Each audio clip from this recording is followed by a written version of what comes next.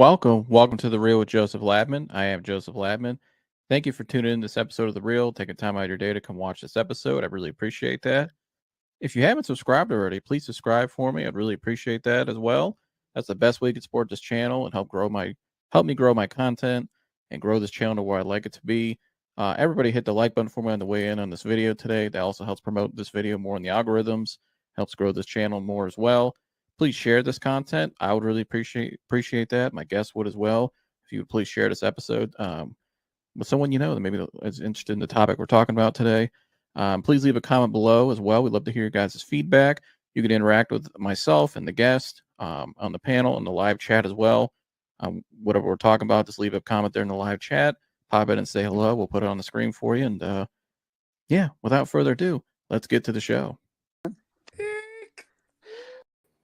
Welcome back to The Real with Joseph Labman. I am Joseph Labman. Hope you guys are having a good Tuesday night. Happy Tuesday to everybody. Welcome on in here. If you're new here, please hit the subscribe button. We'd really appreciate that. It's a free, simple tap of the button.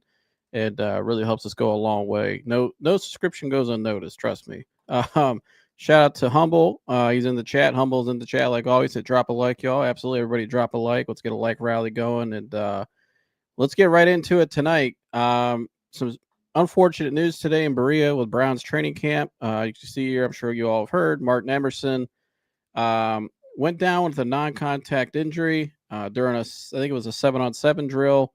He was covering a receiver, and there was actually somebody who was recording the play off to the side, and all of a sudden you see the play go, it looked like a normal drill, and then all of a sudden it goes over there, and Martin's laying on the ground, grabbing his left leg and pretty good amount of pain, and was down for a while, had to get carted off the field.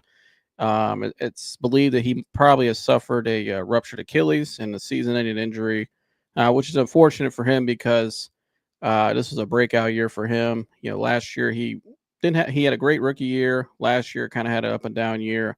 This was a big year for him, so it's unfortunate for Martin, and prayers up to him. Hopefully he gets better. That he gets back and gets that shot again to show what he's made of and get that, everyone's trying to get that second contract and find a roster spot in a home, permanent home. So he's a very talented guy. You hate to see this happen to anybody.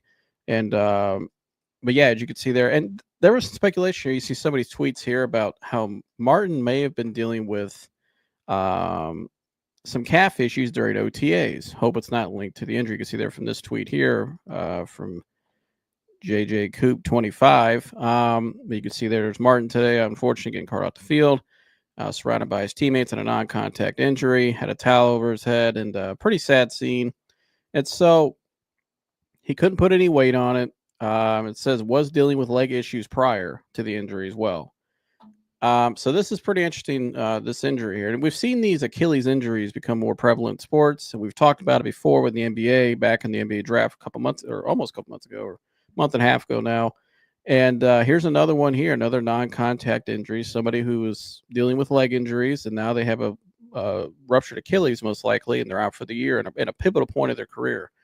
Kenny Pickett also, he is out right now with a hamstring injury, and I don't know how much longer he'll be out. As he suffered it, I believe, at the end of last week, before the weekend, somewhere around there, maybe Friday or Saturday, and he will be out. I think they're going to reevaluate him at the end of this week. So we don't know how much longer Kenny Pickett's going to be out. Obviously, the quarterback battle's heating up. You got the Flacco, Shador continues to shine. Dylan Gabriel, it's looking decent. And then, Kenny Pickett was in the mix. So Kenny Pickett's now out. Jerome Ford, you can see pictured there in the thumbnail. He was out. I know Jerome's had some ankle injuries in the past he's dealt with. I think he had a hamstring last year, but he did come back this week. So it was good to see him back out there today. I don't know, maybe it was precautionary just to hold him out. He might have been doing some little injury, something minor, didn't want to make it major. So he sat out, rested, and now he's back today. But the Martin Emerson situation it seems like another example of somebody who, another athlete, I don't even say him, another athlete who was dealing with some leg injuries. And unfortunately, the worst case scenario happened. And as soon as I saw this today, I immediately thought of Coach Legrair, as you saw there in the thumbnail. And obviously, Coach is our trainer and knows all about sports medicine and injuries. He's been doing this for a long, long, long time and has put many athletes in pros, college, high school, youth all over, currently, in the past, and he's actually done a hell of a job with his career, and a legend in Akron and really the state of Ohio. And so I thought, man, I got to get Coach up here tonight because I got to ask him about these injuries, because I know he's always going off about these preventative injuries, these non-contact ones especially. So I'm gonna get Coach up here in a second. Humble said to talk about a Brown start. Always something with this team. Yeah, Humble, it never goes well. I mean, we needed Martin Emerson this year too, because we were banking on our defense. He was a big part of our defense in the back end. Uh, yeah, that's a big loss. He said, I'm a fan of Martin. This hurts. Yeah, I like Martin too. I thought he was going to bounce back this year. He's a big physical corner, long, rangy. He's very versatile. It's unfortunate to see this happen to him. He said the game we all know too well. Sad to see it. Yeah. And so, without further ado, we'll get Coach Legrair up here right now. Coach, welcome into the room. Hey, how you doing? Like it, share it, and share it again. I like that intro you did. For sure. That's a nice shirt. I need one of those.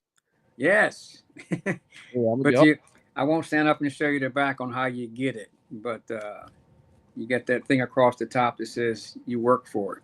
Absolutely. Yeah. But Coach, I appreciate taking time out to join tonight. I immediately thought of you today when I saw these injuries. Obviously, we'll start with the big one, Martin Emerson. If some of the reports you could see there, like I've already stated, it seems like he was already dealing with some calf injuries, some leg issues prior. And today, during just a basic 7-on-7 drill, wasn't really intense either. From the clip I saw, he unfortunately ruptured his Achilles. So I was wondering, Coach, what's your initial reaction to the injury today with Martin Emerson? Well, we talked about some of this stuff before. The non-contact stuff concerns me a lot more than the contact stuff. Football is a collision sport. You're going to run into stuff. You're going to get hurt. But the non-contact things, that's real tough. I just don't think there's a lot of things going on pre and post season to do a lot of fundamental stuff. I think they kind of skip over some of those things. Don't know what this athlete did. Don't know what the other athletes do in pre and post season. So it's kind of a generic response for me. Of course, female athletes have it 10 times worse as far as non-contact injuries. But I saw the clip of that somebody recorded. I couldn't tell if it had been contact or if he just brushed off a contact or was just turning. So I think he dropped back and was turning, like, because they were doing their cover. He's dropping in coverage or covering man to man. And I think when he turned, it wasn't a contact, but it sounds like when he turned, or maybe just planted off that foot and tried to explode out. That's when it happened. That would seem to be about protocol, but again, don't know what he did preseason, postseason, what other injuries he came in with, how he's prepping for this stuff here, doing that. It's hard to tell, but we talked about this before. I think some of the things that athletes can do to help prevent injuries are so simple that they're hard. It's sort of like me asking you in the audience, how much is 1 + 1? Immediately you think it's a trick. It can't be that simple. But I do believe that sometimes athletes can do a lot of little things pre and post season to help them in season. So again, not knowing what this athlete did or the other ones, but we talked about this before. As soon as he gets started, we're going to have hamstrings. We're going to have quads. We're going to have little ankle things. The Achilles is tough. I don't remember how old this guy was. He's 24 years old. He might be able to kick it. You start getting a little bit older, it's harder to come back from that injury. There's a lot of things that can be done. And I'm sure that they got this $2 million staff up there that'll get working on it and get it going. But hate to see that happen. I just hate to see a non-contact type injury. But don't know what he did. Don't know how he's doing it. Don't know the things that he can be doing to help that or things that he should have been doing. Just generically speaking, that non-contact stuff, there's so many things an athlete can do to help avoid a non-contact type injury. But cutting and turning is the big one. You get a lot of cuts and turns type injuries where, after you get an injury like that. But a lot of little things that can be done. And I love to spend a year with skill position guys on football teams, just watching. And then I like to spend some time with the other folks, linemen, special guys like kickers and that. Just see what are they doing. What are they doing in the pre and post season? That's critical time. That they get a lot more time than a high school or middle school athlete. College Yeah. has cycles that they go through, particularly for track and field, to kind of prep for that and help that thing out. But absolute wish them the best. I hate to see folks going down like that, but as we talked about, July and August, we're going to see the bicycle on the side, the hamstring tweaks. I didn't see a lot about Pickett. Saw a couple of clips on some sports news things I watch. It's not a lot of times that an athlete actually pulls a hamstring. There's a lot of tweaking of that hamstring. There's a lot of little overstretching of that hamstring. A great example of a pull, I think it was Maurice Green, self-proclaimed greatest of all times, was running a 200 decades ago and pulled his hamstring, face planted. Wow. And I think Michael Johnson also, if my aging memory serves me, should be on YouTube someplace, was running the 200, and neither of them allegedly like running the 200. And he also pulled a hamstring, face plant. I see guys all the time skipping around, holding on to their leg. They didn't pull it. They kind of tweaked it a little bit. It's a little sore. And then they immediately go and start stretching it, which makes it worse. It's more of a rest type injury, but it's really, really hard to tell an athlete, rest. I don't want you doing anything. I get a lot of text messages and emails. Yeah, I hurt my shoulder a little bit. I'm not supposed to do anything, so I'm going to the weight room for 4 days and just do legs. So you're going to just do legs. You don't have to do anything with your arms to just do legs.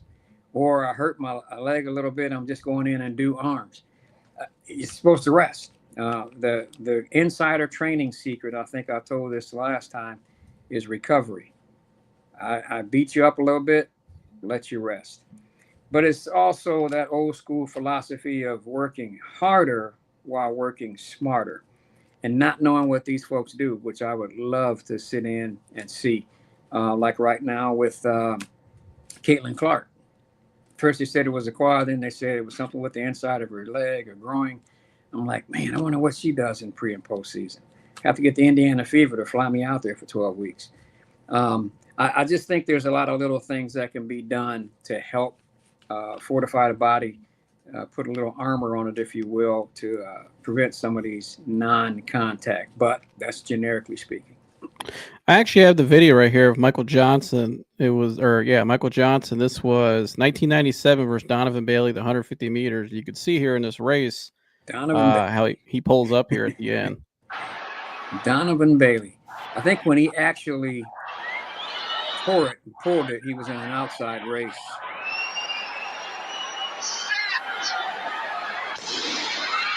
Bailey on the inside, Johnson on the outside. Bailey with a great start running through the turn in the lane. Here it comes. Race towards the finish. Right there. Yeah, he just tweaked it. Outside race, he pulled it and just fell on his face. Yeah, he's still moving, so he just tweaked that. I'm telling you, if you pull that thing, you're going down. It's kind of like an Achilles thing. Yeah, you're going down. Yeah. A lot of tweaking goes on because there's not a lot of prep for hamstrings and quads, I don't think. So you get a lot of tweaking, a lot of ouch, and it's a rest injury. You got to rest it a little bit, get into that little pool stuff, and do those little things. Yeah, I was going to ask you about Pickett, because obviously he's the big one right now that everybody's focused on because he's a quarterback. Obviously, he likes to be a little mobile. They're going to evaluate it week to week, it sounds like. We'll see where he is at the end of this week. How long does that recovery process usually take for these happen every year in the NFL? Yeah. So, I mean, how often do you think is it like a 3-week process? How long are we looking at here for Pickett? 3 to 4 weeks. Again, it's generically speaking because I don't know what his recovery protocol is going to be. Yeah. Rest should be in that recovery protocol. I don't know what the Browns folks do for what I call a simple injury. I don't think he pulled it. I don't remember reading anything about him being carted off the field or anything. No, I think I'm not mistaken. Mike, you can hop in here. I believe he just walked off the field. Yeah, I think he just tweaked it a little bit. And that happens. And again, some of that, generically speaking, is preparation. I mean, Go ahead, Mike. This is what we're going to be doing today. This is what we're going to do. This is how we're going to prep. I saw a little bit of a warm up as some reporters were on the field talking about, here we are, we got pads on, blah, blah, blah. You know, they're standing out there. And I saw a couple skips and hops and little things. I don't know how detailed they go into actual prepping for that stuff. Like a dynamic warm up is optimal, but I don't know what they do. So it's hard to tell. But 3 or 4 weeks is generally kind of it. But he is not going to be sitting down 3 or 4 weeks. This is key for him right now, to be on the field showing stuff off. So I don't know how much of a pat on the back he'll get from the management saying, we know you're hurt, so we'll kind of give you a mulligan here and let you slip in here once in a while. I don't think he's going to sit down for that long. Go ahead, Mike. Yeah, I agree that they probably won't have him sit that long. He injured it. The exact play is it was a busted play, and he started sprinting, and he wanted to showcase how fast he could go in the open field, and that's where he messed up his hamstring. It was training camp, just running, nobody in front of him, just full speed. So I saw a little when you hear that, Coach, what's your reaction to that? I saw a little sprint drill, and just watching him move, he got tight hips, quads, glutes. So that probably contributed a little bit. But yeah, if it's a rest thing, he's got arrested. He's going to have a lot of people pushing and pulling on it, more than likely. And then getting in a little water. The water's great, but the big piece is you got arrested, but he's up against the clock. So I don't think he's going to be sitting out at what I would consider to be 3 or 4 weeks, depending on what he's doing. I want to go back real quick to Martin Emerson. I wanted to ask you this. You know, we hear the speculation. It sounds like he was already dealing with some injuries, like calf stuff, before this, and back in the spring even. So, I mean, that was 3-4 months ago. From your perspective, if you're hearing that, what would you have done different? I'm not saying the Browns didn't do this, but what would you have done during that period from then all the way up until it started training camp last week to help prevent this from happening? Because we keep seeing these guys with calf injuries, and all of a sudden they get Achilles injuries as well. So I'm just curious your perspective on that. Yeah, again, generically speaking, not knowing what his protocol for training was, what his prep was, it's just a lot of little things you can do, particularly for lower body stuff. All this stuff is linked together. It's one big kind of giant thing having to work together. Glute muscles are not as powerful, so you start getting quad pain, and you start getting hamstring pain, and you start getting knee pain. If you're running horribly, your foot strike is bad, you're twisting when you run, your foot's hitting the ground way out in front of you. There's a lot of little mechanics in there that could make a difference, but generically speaking, not knowing what he's doing or what the prior problem was. And then an even more simple thing, hydration. Oh yeah. I mean, I don't know what these folks do for hydration. I get a call or a message once in a while, or I'll see something in the newspaper or online where a kid almost passed out at practice.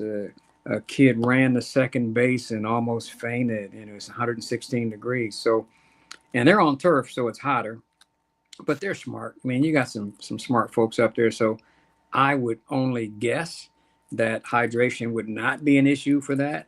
Why would hydration be an issue for an Achilles? If there's no fluids for the muscles to draw on, nothing's going to happen. The mind says go and the body says no. Yeah. So that whole cycle thing, man, it's all one big unit. All of these things have to work together. And again, these guys are smart.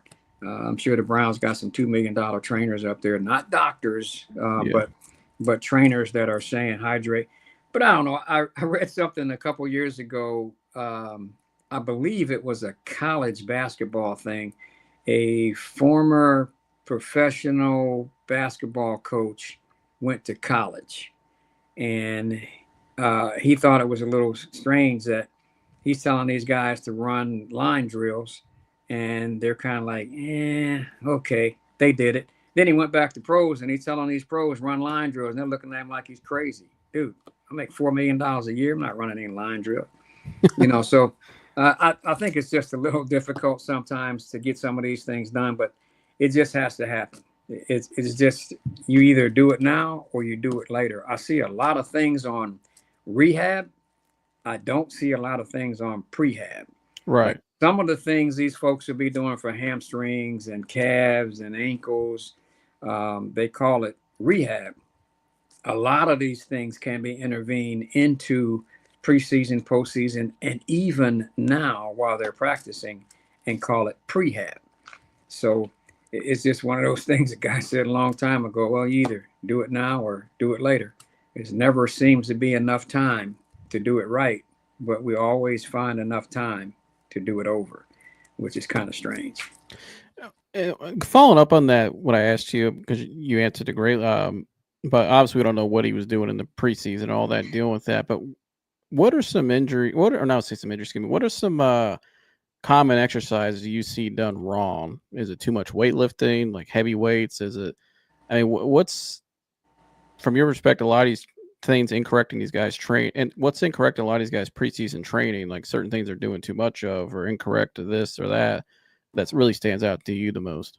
Yeah, again, generically speaking, I think a lot of emphasis is not placed on flexibility and balance. Yeah. I think there's not enough emphasis placed on recovery. This is just in general.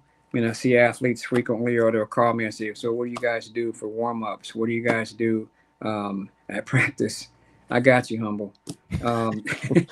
Humble's love. He's got some questions for you too. I'll get to in a minute.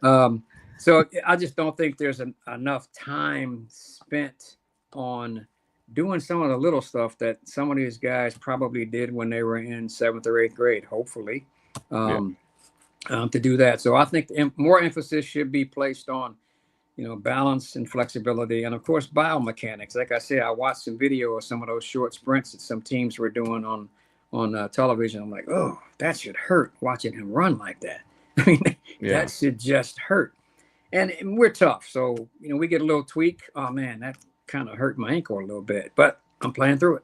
I'm going. What are some good examples of good biomechanics? Foot strike, how your foot hits the ground. Thigh lift, how your legs are coming up, where your leg is striking the ground, in front of you, behind you. Sprinting is like a cycle. It's like riding a bicycle. It's one big continuous motion with your leg coming under your COM, or under your center of mass, to be able to push back down on the ground to create force. Speed is stride length, frequency, and force, which is gobbledygook for saying you got to turn that leg, put the thigh up, push the foot back down. But you don't want to put the foot down on the heel. Usually when I evaluate an athlete, 9.5 out of 10 athletes from age 8 to 80 will heel strike. So now we're creating 200+ pounds, bang, bang, bang, down on the heel, and then the foot's turning one way in or out, pronated too much, and now we got that on top of that. And it's just, biomechanics I don't think is stressed enough either, of how you move, how you run, particularly in turn sports. You drop the hips, get on the ball of the foot, make the cut, instead of being a board. So it's just, I think just not enough emphasis in general on the little stuff, which is why I'd love to spend 9 months with skill guys for any football or basketball team, and then 9 months with everybody else, just observing. They're not going to hear from some little pumpkin farm boy from Akron that's coming there talking about you need to stretch more. I think they should, coach, because my next point, actually, I got this chart. This was on SIS, sportsinfosolutions.com. This was from Brett Barnes. This was back at Christmas of 2024. So right at the end of the last season. And you can see on this chart here, coach, it's a point scale, basically, how they did this graph. And it's total points missed per game on the IR. So how many guys you have on the IR? The red is on defense. Blue is offensive side of the ball player, excuse me. And you can see right there, coach, right at the top of the list, I think tied for first is the Cleveland Browns. Yeah. You had the Lions up the top. You had the Browns, Cowboys, Giants, 49ers, Titans, Raiders, Buccaneers. And then down at the bottom, though, and I found this is interesting, coach. You look at the teams down at the bottom, it's the Ravens, who have a consistent franchise every year. Yeah. The Commanders, who shocked a lot of people last year, but you could obviously they were pretty healthy a lot of the season. The Chiefs, another, obviously every year very good. Patriots, even without we know what they were back when Brady was there, but still a very good, well-ran organization. They're towards the bottom of the list. So I'm just curious, Coach, you look at this graph here, do you see the Browns at the top? I mean, what would that signal to you? It would signal to me, but I'm not real smart, that there's a pattern here.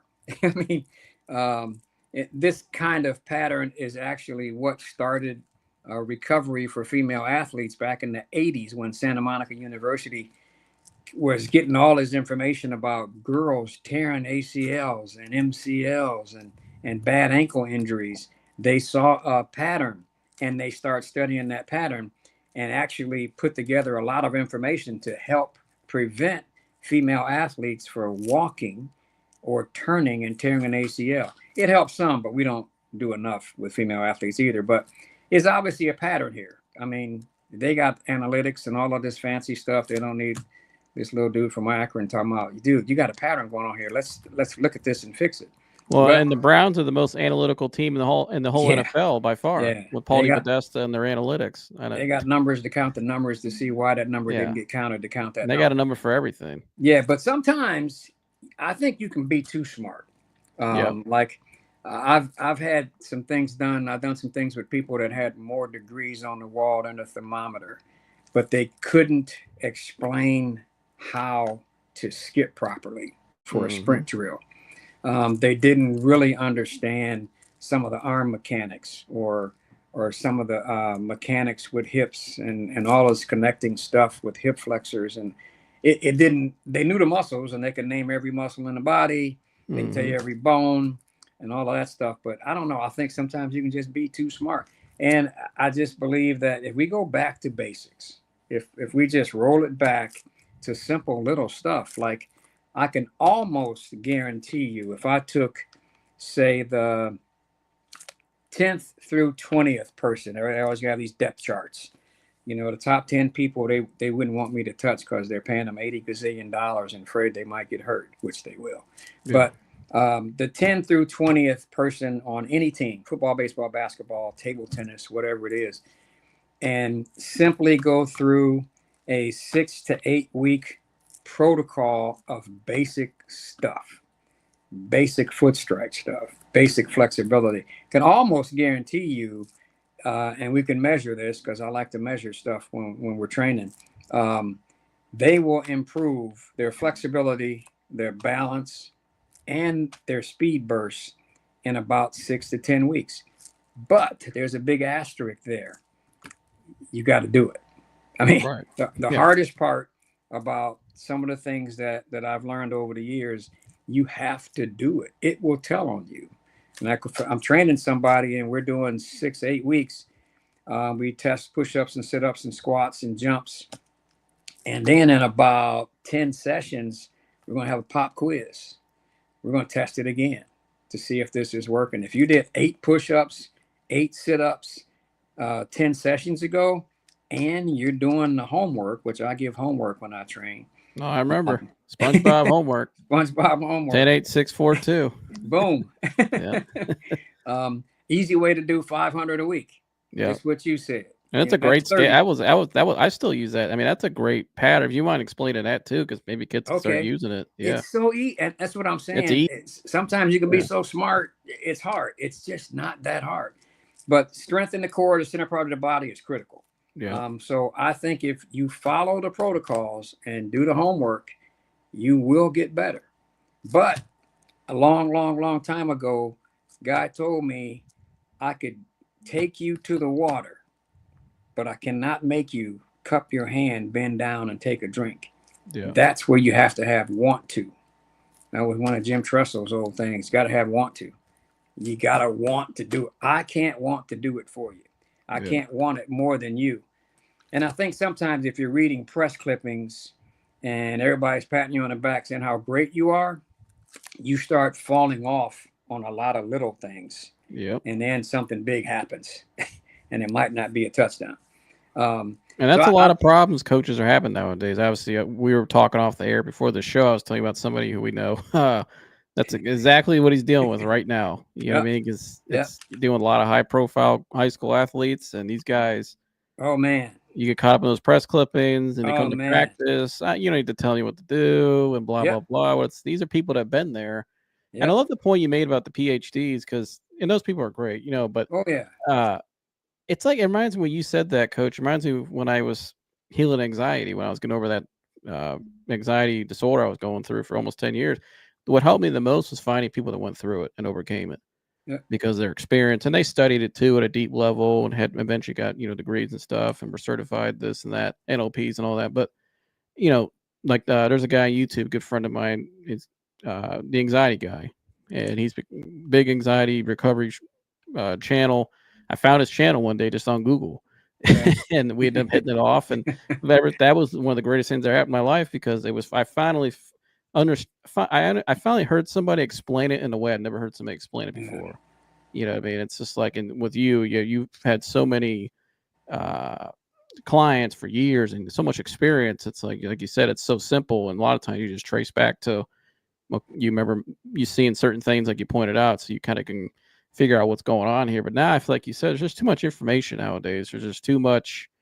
There's all this like weird new strategies for training, and I think it's just a bunch of people that got a PhD, and it's like we're trying to reinvent sports training. It's just like in sports, they want to reinvent, how the game's played. Now, let's say basketball, for what's more analytics, more threes, and what's in that. We're trying to reinvent the game, but is it really good in the end? Is it really working?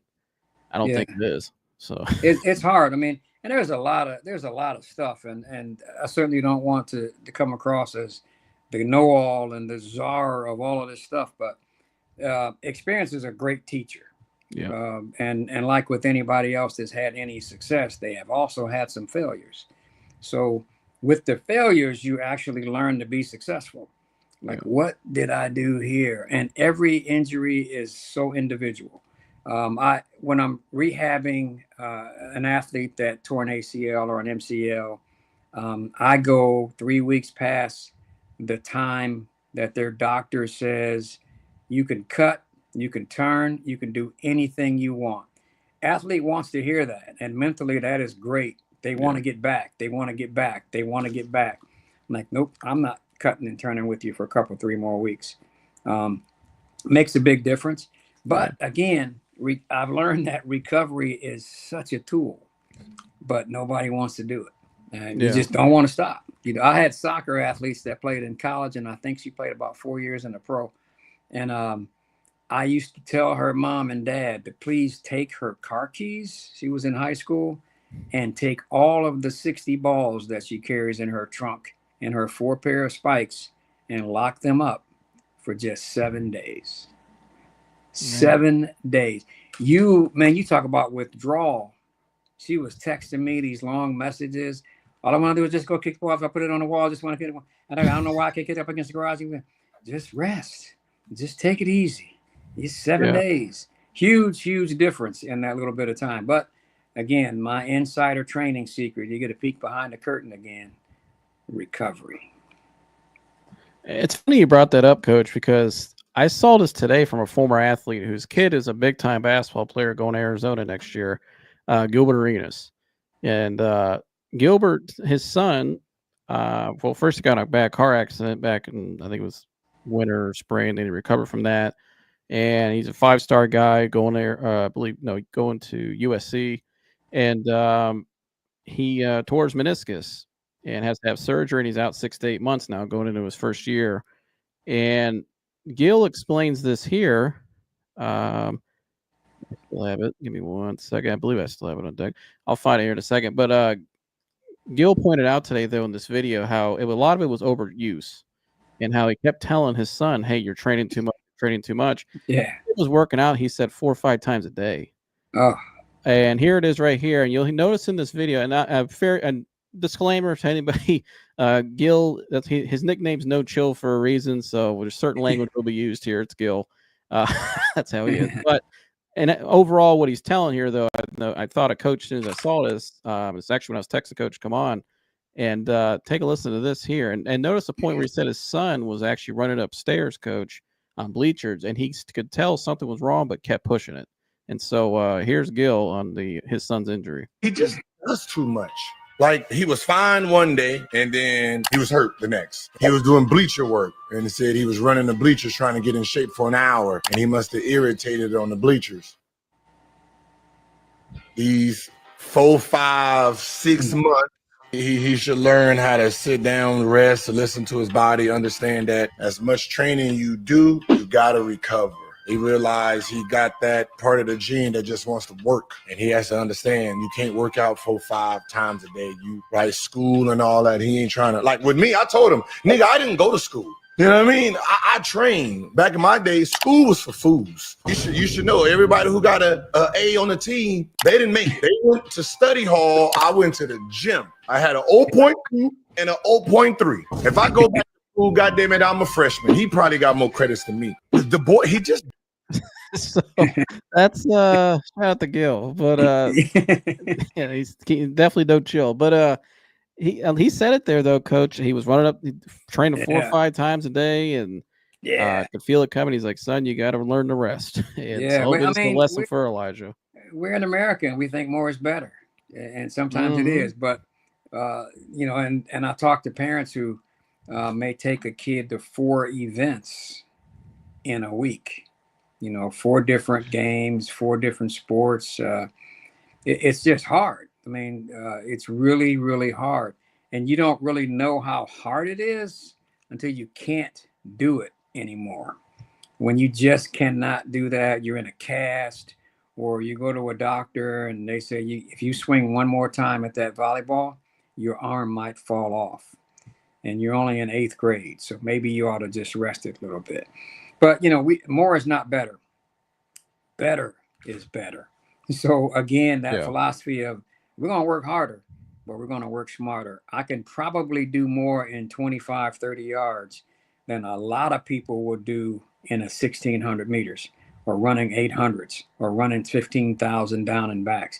So it's not how many you do or how long you do it in 4 or 5 hours. My goodness, that's a long time. 4 times a day. That's a long time, but I get it. I mean, this is kind of the mentality, and he felt it, but you know, like I said earlier, we're tough, man. We can push through that until we can't. So it's just really, really hard.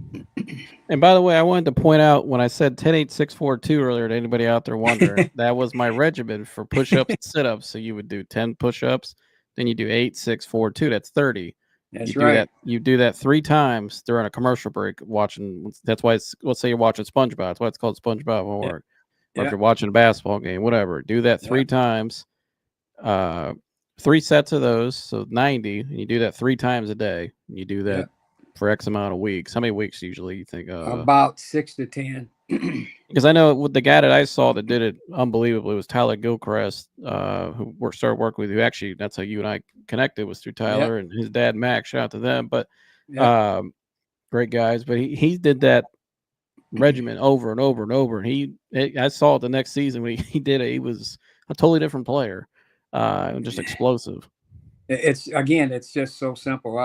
I evaluated someone last weekend, and junior basketball player, pretty good athlete, like 6'2", 6'3", a little thin, but I think he'll grow into doing something. But I said, all right, so here's what we have to do. We got to get 100 core exercises each a week. So his mom and dad and him looked at me like, this dude is crazy. I'm not doing 100 push-ups. Broke it down. You know, we tested, and he did, I think, 14 push-ups and maybe 17 sit-ups, real ones. I always tell a kid when I'm evaluating them, I'm going to tell you to go lower for a push-up, or I'm going to tell you to get your chest up a little higher on a sit-up. I don't count that one that I told you on. So they got to be good ones. I don't care if it's 2 or 8 or 16. It's just got to be good so we know how to draw this program up. But then I broke down how to do 100 a week. It's 7 days. You're only going to do 100. Do the math. You're all smart.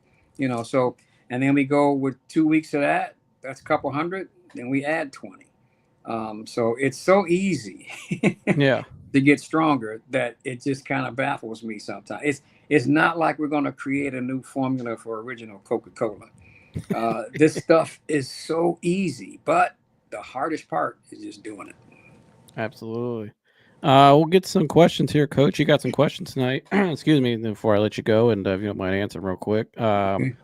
Humble says, Coach, as far as recovery, what's your mindset on cold plunges and cold baths? I don't like them, but people tell me they kind of work. I'm old, so I got this crazy thing about why am I taking my body temperature, my core body temperature from 98, 96 to like 40 in a couple minutes? It just doesn't sound healthy to me. But again, I read an article on one of those sports things I look at online that is supposed to be so phenomenal and so great. Um, I, I've actually implemented more of this stuff in the last 4 years of cold, and it. Here's what I think it helps for. I think it can help with some inflammation, but I think it's what helps me. Why I did it was more for breathing. It yeah, helps you. It trains you to control your breath. yeah, I stress, you know what I mean? Because usually a lot of people start off at 20 seconds. Let's say you get in the cold shower. I would do cold shower. Anybody in turn it's cold you can get, and then yeah, usually it's 20 seconds, right? That's where I start off was about 30 seconds. That's all I could take. But it forces you to have to breathe through your nose, and it just teaches you, and that helped me with many things I went through. The stuff I overcame has helped me control my stress, yeah, and I noticed it helps more of my just when I go out bike and stuff like that. When it's hot, I'm able to I know when I need to stop and take a break. I know when I need to slow down. I can control my breath. So I think it works for that. And then you just increase, like now I can do it up to 4 or 5 minutes yeah, easily. So I think it can be good for that. But I know people that think if you do that with hot as well, that heat can actually help with recovery more than ice. But I don't know. I mean, I would say stretch and hydrate first. I think it becomes sort of a preference. But it just seems kind of odd to me to put your body through that. But I have some athletes that after some football guys that I train, after every practice they put their leg into ice up to their knee after Yeah. every practice. A lot of athletes do that. Yeah. It's just not something that I don't think it. Man, I'm dropping 40 degrees in my body temperature. Yeah. That just seems kind of hard to me. And I'm not sure that's recovery. Yeah.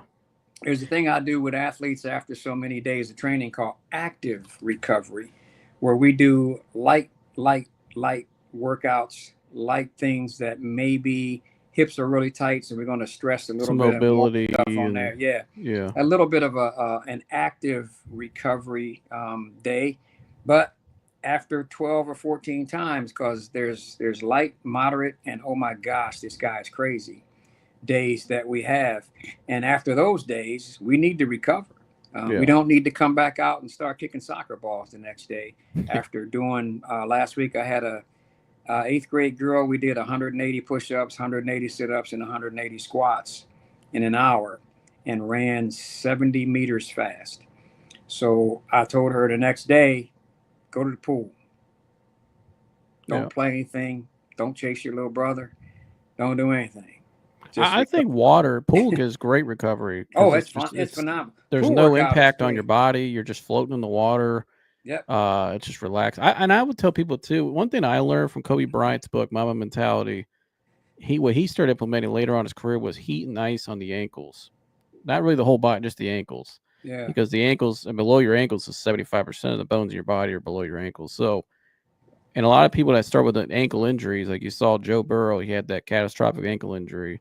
And then the next year he had a non-contact knee injury. It starts to work its way up to your hips once you start at the ankles. It's all connected. So I would tell people, I've tried that too with the heat and ice with the ankles. And I do feel, I don't do it every day, but I do it every now and then just to help with, keep with my biking and stuff. But it does help with recovery. You do feel like a more, it's like rejuvenate. You feel rejuvenated in your Yeah. legs. I Obviously, get that. I do the stretching every day with the bands, obviously, and Yep. that I stuff get helps me that. more than anything. But My daughter's a certified yoga instructor, and she did that cold thing one time. yeah, She said, I don't think I'm that again. But yeah, you got to know how to breathe when you get in that. yeah, and it's one of those. Again, there's a lot of stuff. Then does that work for you? I Yeah. mean, dude, can we measure this and see that it works for you? If that works for you, then we want to keep after it. We want to keep doing things that are going to help and do some improvement. I actually have Coach sent me this today in an email. It's mobility challenge, and I thought this was pretty interesting. This is look at that big dude. Yeah, He's ripped. can't get up. Out of a chair. Yeah.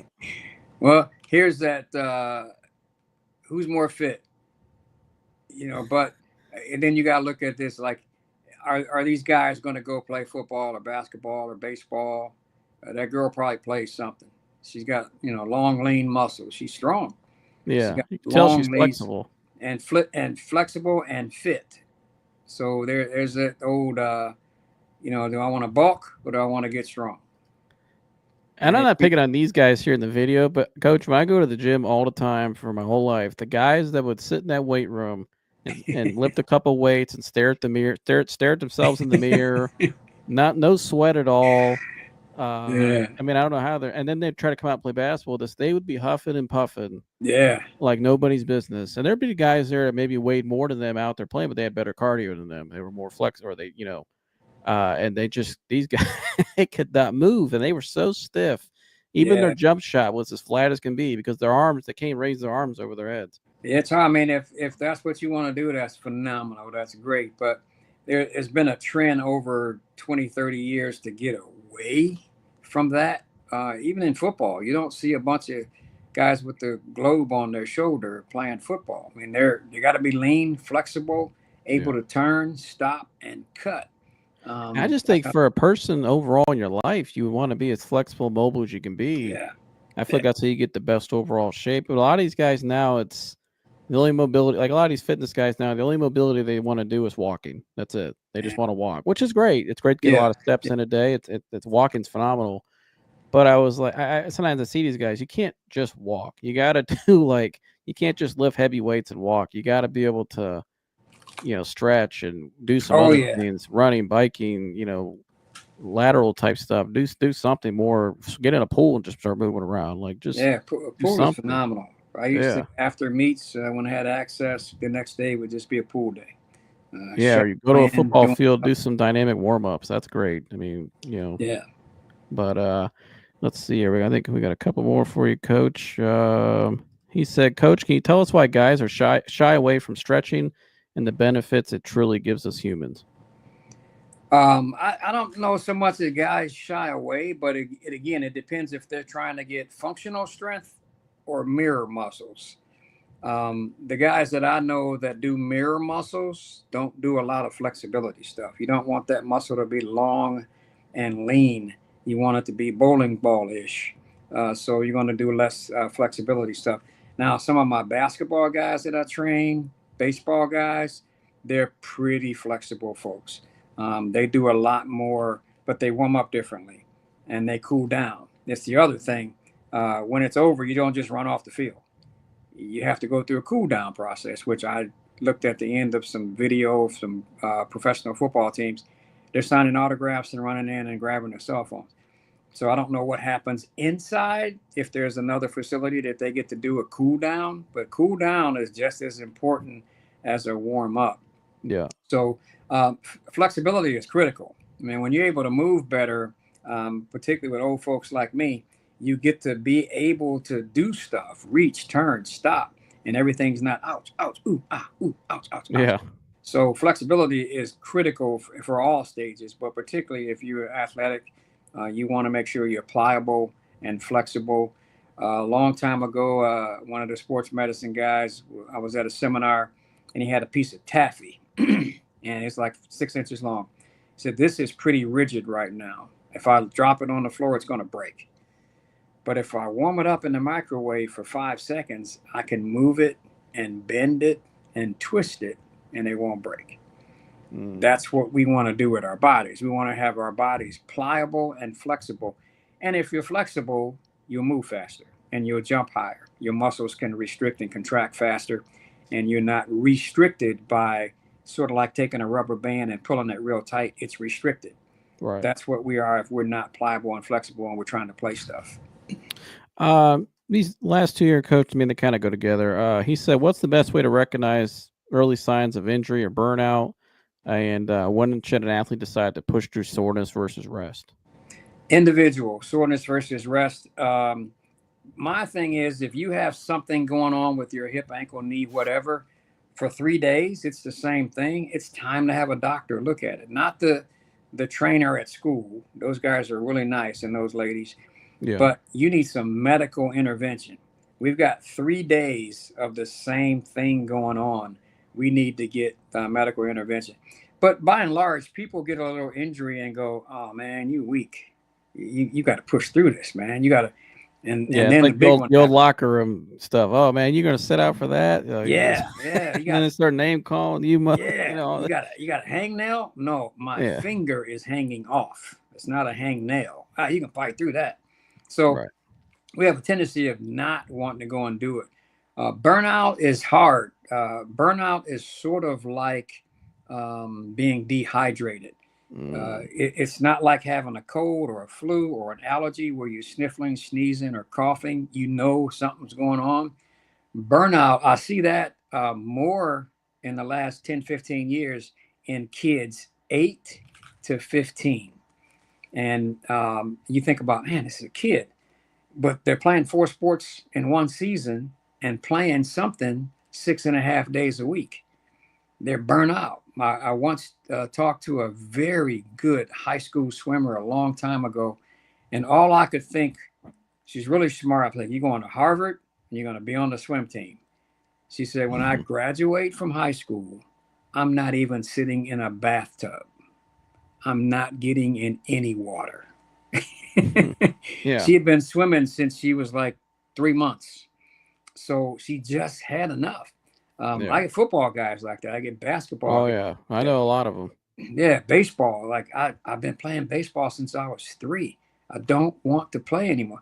Which is why I think it's good to play multiple sports too, because Absolutely. it, Absolutely. I used to each one season I played basketball, football, and baseball all year long, and that each season had its own thing, but also different movements and stuff too. So it helps you physically, but helps you mentally more than anything. Yes, there was some folks at Ohio State told me that there was a graph on the wall years ago, Urban Meyer-ish, I think, right around in there. And it was a little chart of how many kids were recruited that played one sport. The number was low.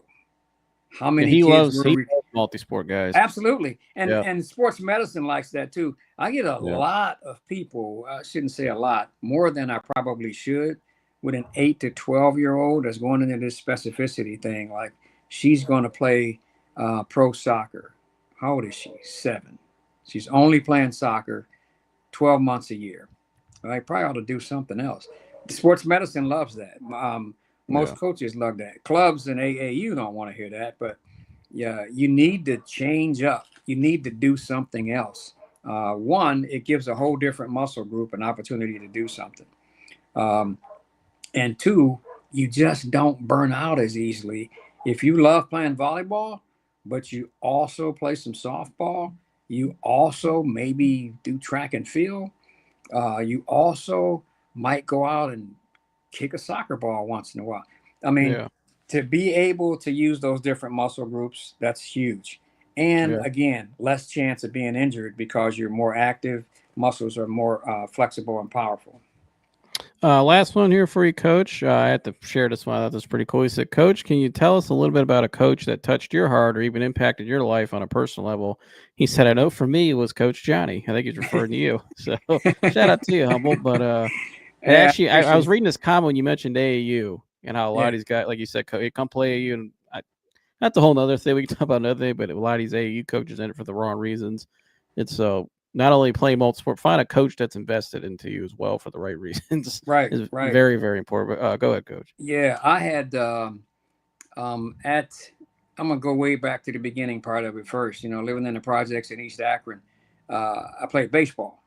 I was predominantly left-handed, but I was pretty good, so I played shortstop.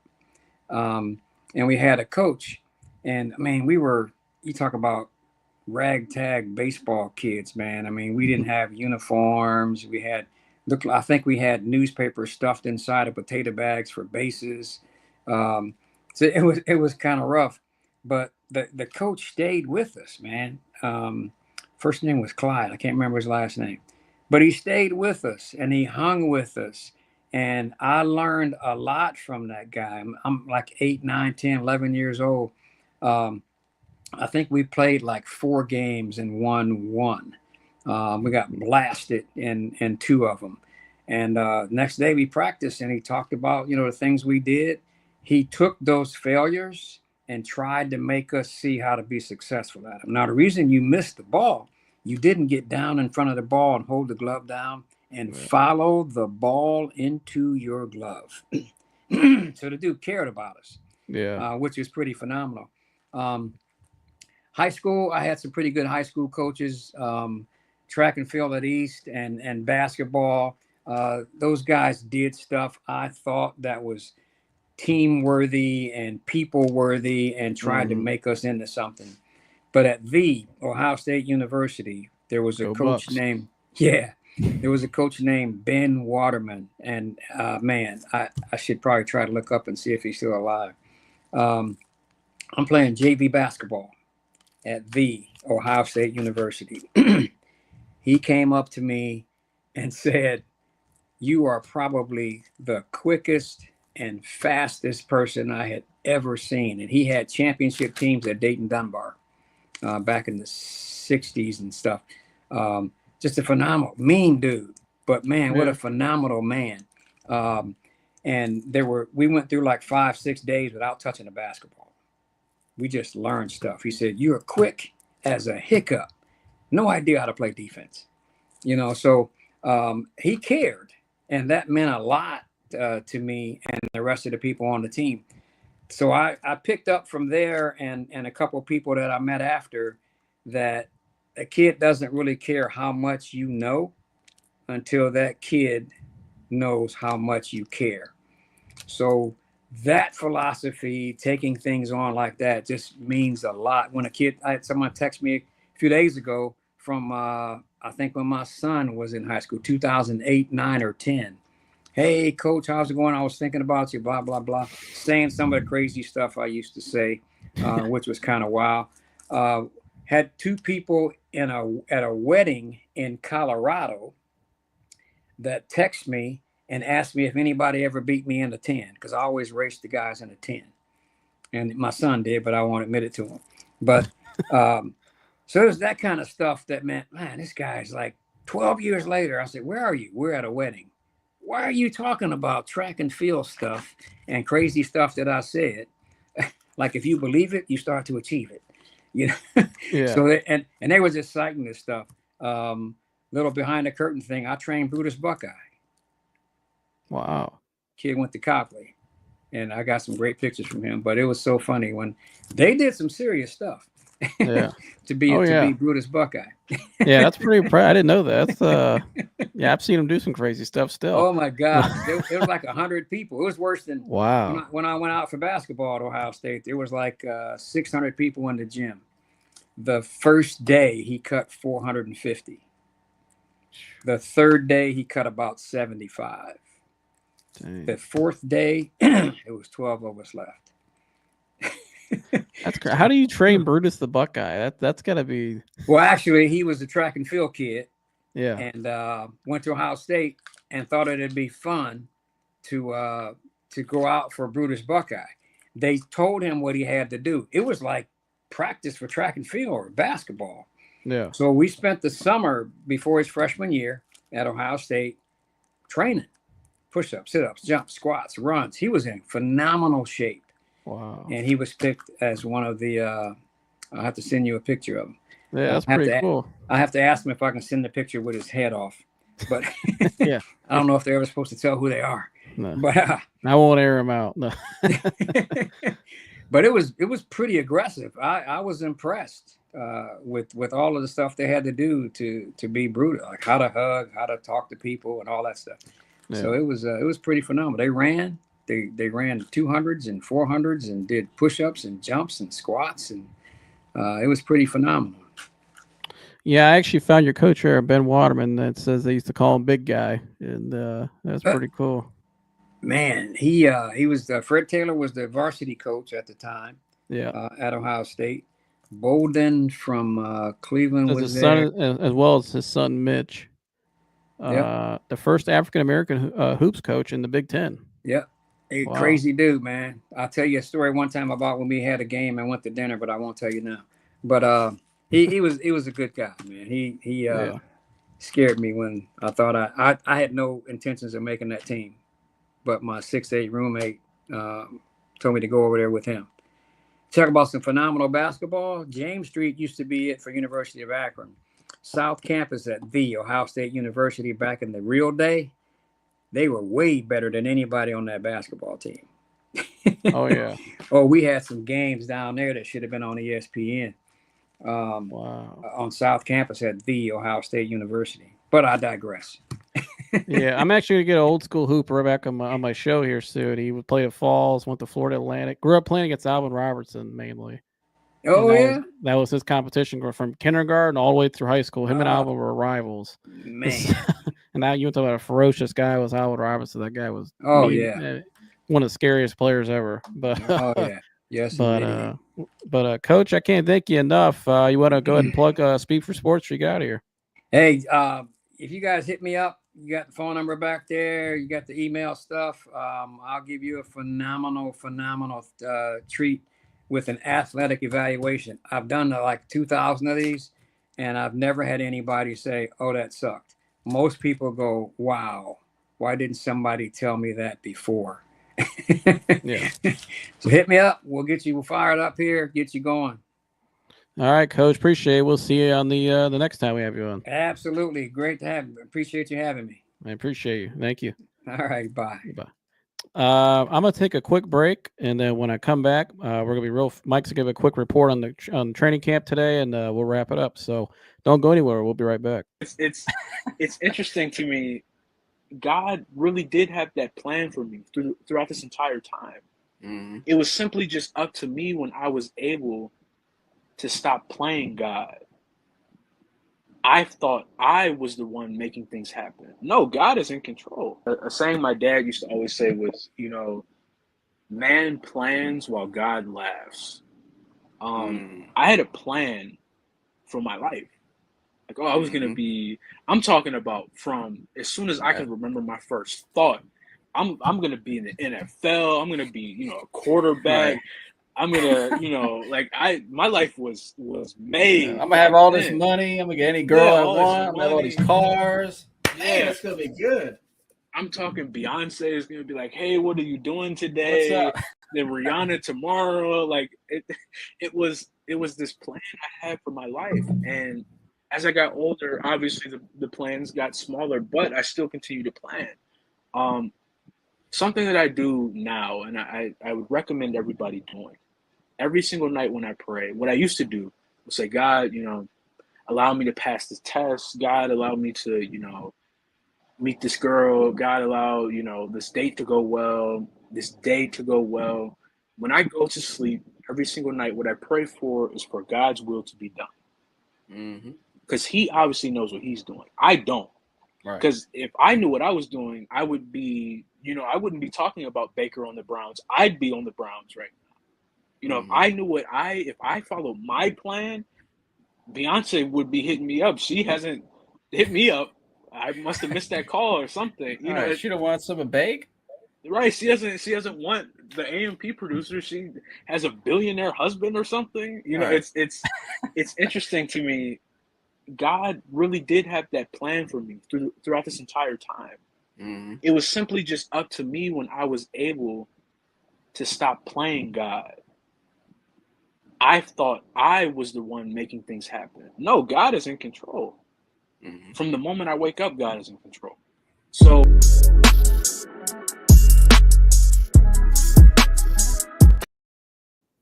all right, welcome back.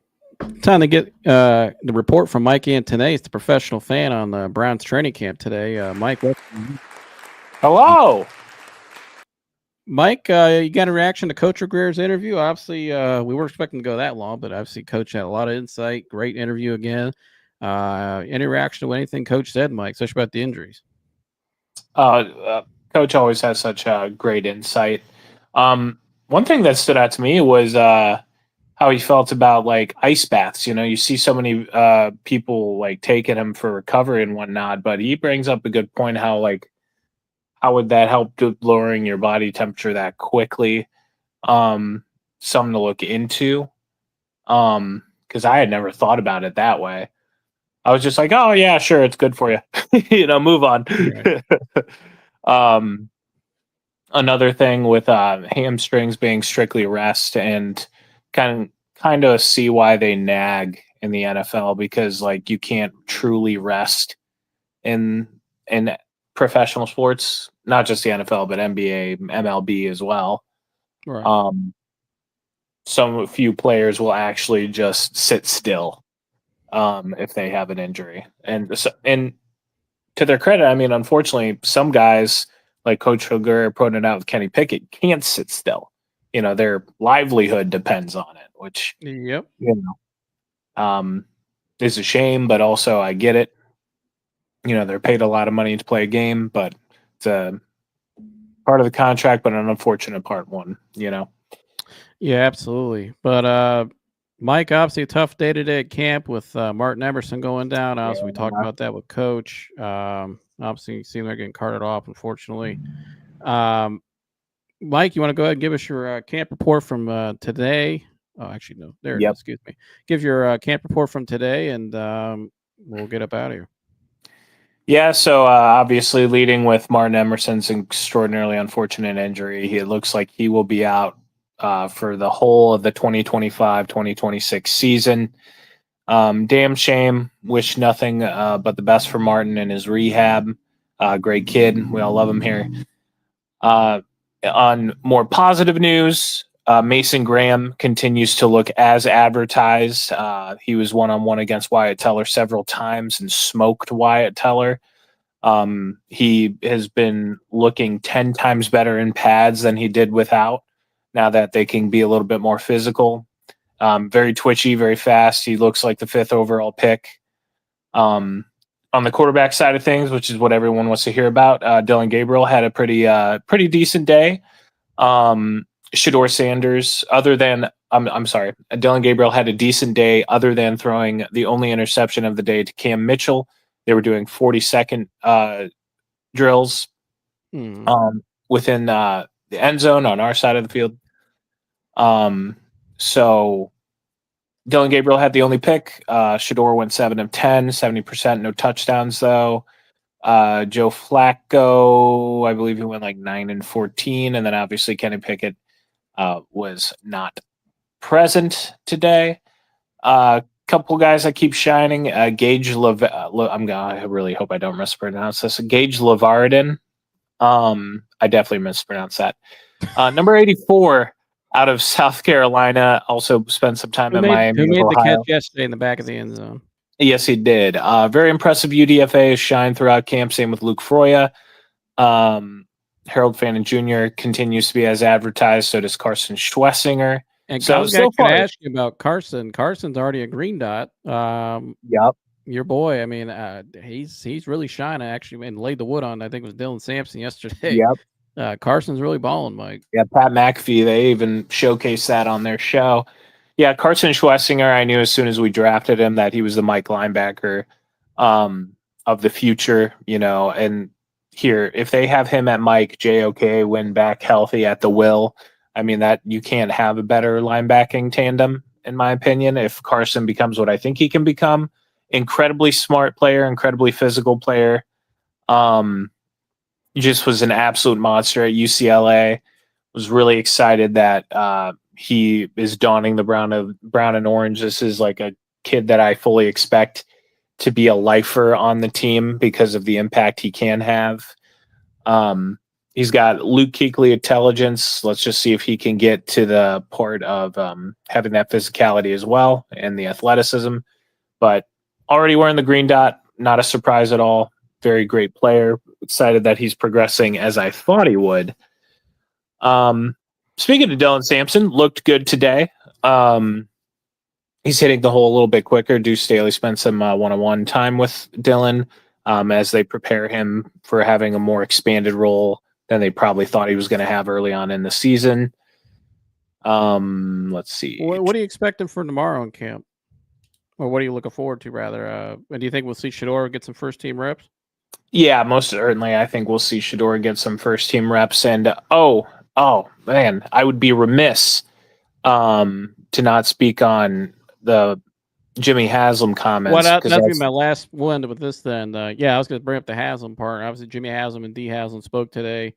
Before you go, the biggest two things that stood out to me were the statement that he made about them acquiring draft picks, how they didn't have a first or second round pick for a lot of years because of the Watson trade, and how they're kind of in stockpile mode again and acquiring those draft picks, which I get and I think smart because they got to fill out this roster and get some younger talent in there and get some more, try to hit on some more blue chip prospects, obviously.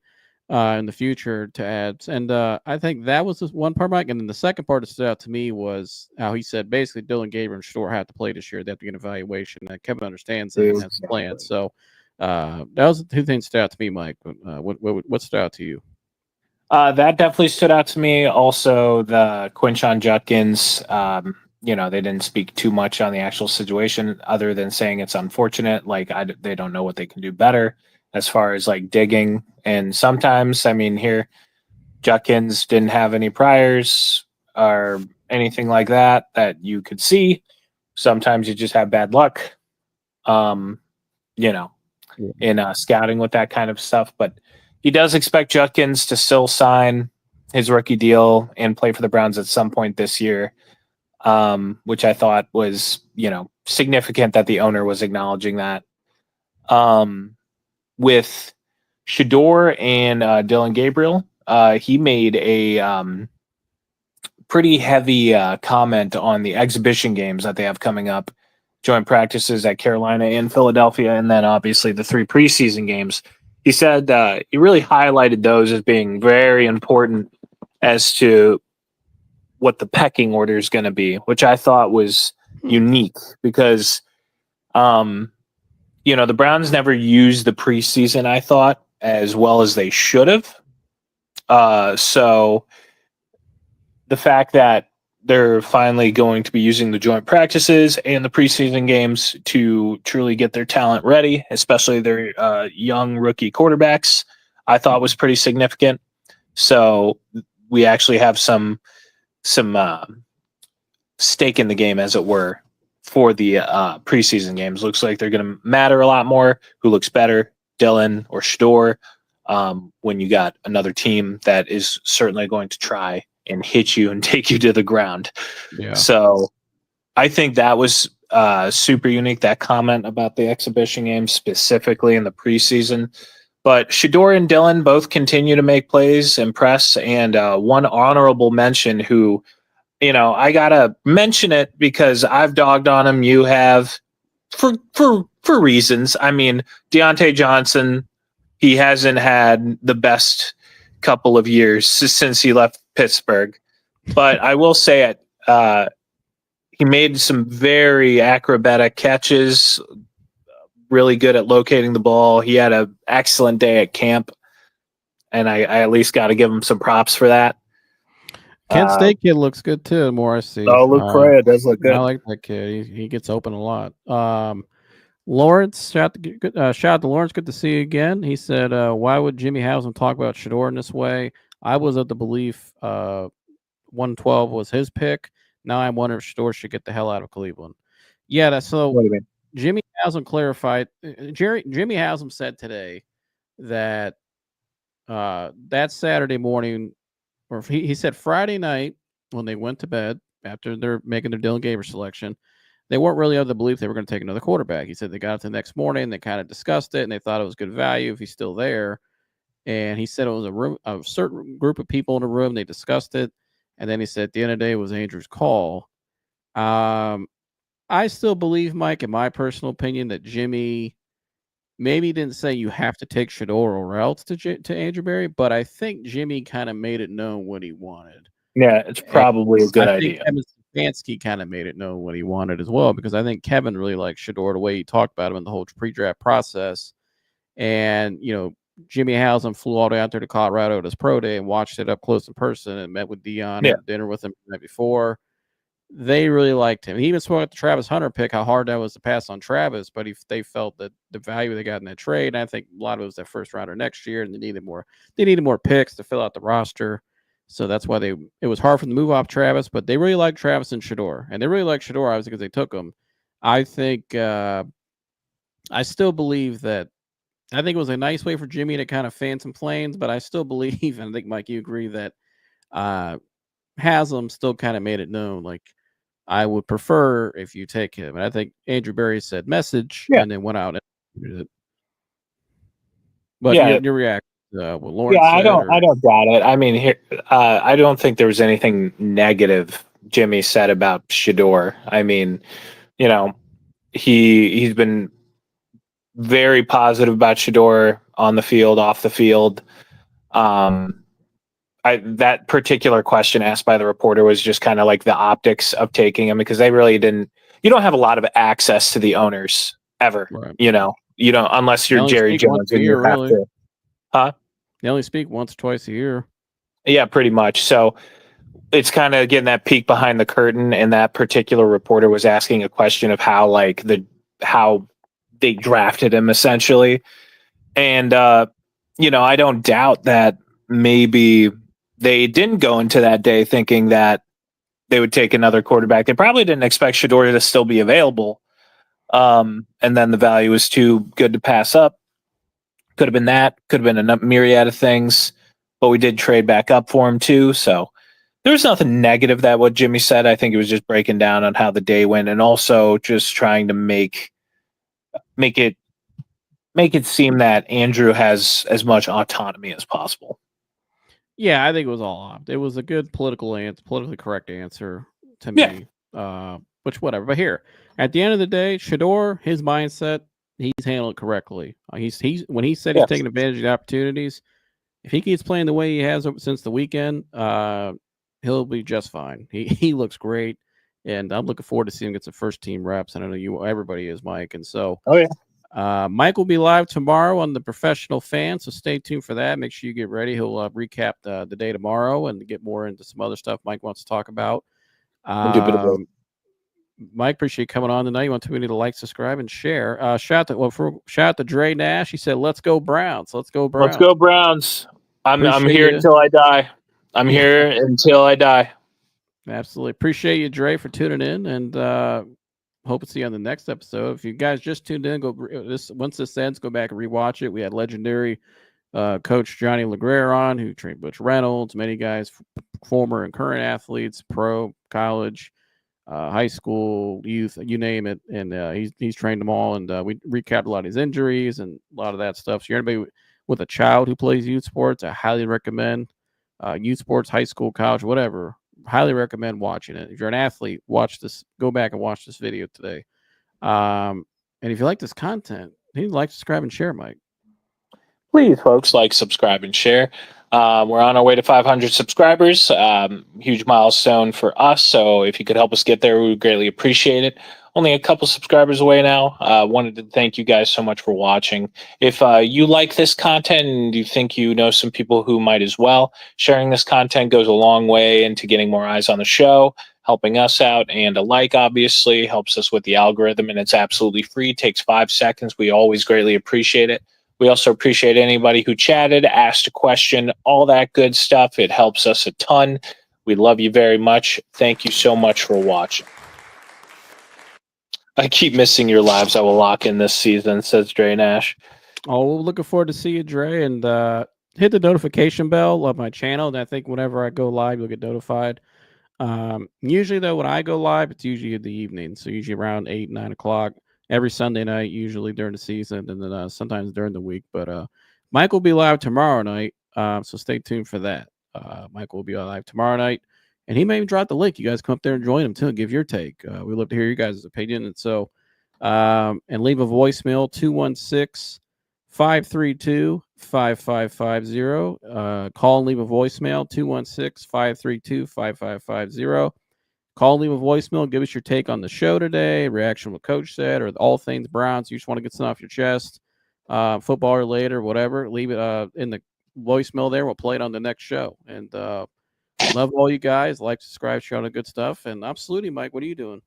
I'm also saluting. Just regular old salute today. Oh, just a regular salute. Look at that. All right. Yeah, We'll see you guys in the next wow. one. We're out of here. Go. Later.